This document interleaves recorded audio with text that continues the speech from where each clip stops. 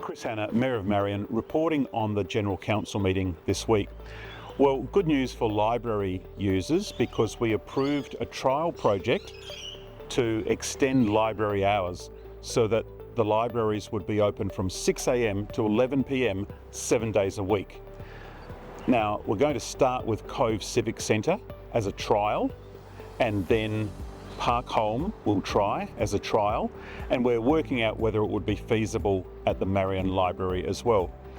Critically important is the fact that these wouldn't be staffed opening hours, so there will be some security checks and CCTV monitoring, some issue of personal safety that Council considered, and we think it's all going to be fine.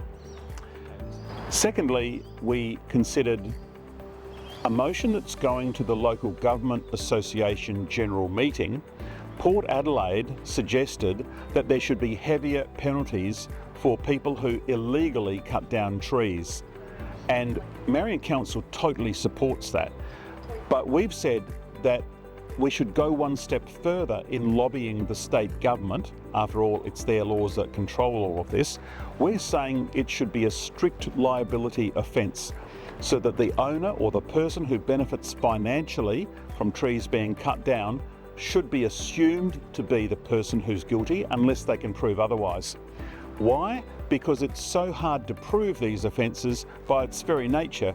People come along in the middle of the night and cut down trees if they think they can develop the block to get a higher profit. So it's just not good enough. And by the way, the penalties are far, far less than the potential gain developers can get by clearing a block of land and building all over it.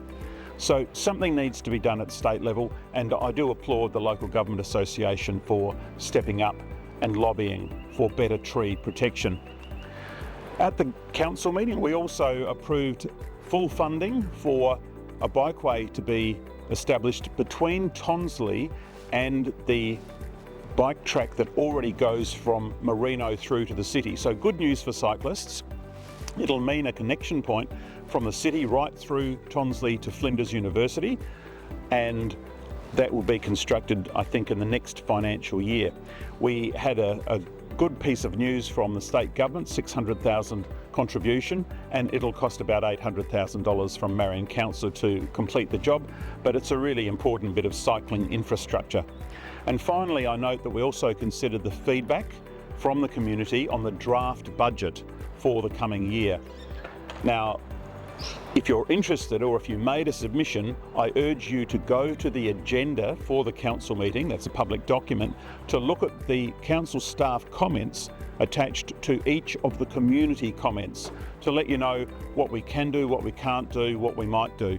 And in the end, we approved the draft budget to go forward to a final resolution in June without actually making any changes that the community suggested. So if you're one of those people who did make a budget suggestion, and if you're not happy with council's response, contact me or the council and let's have a further conversation.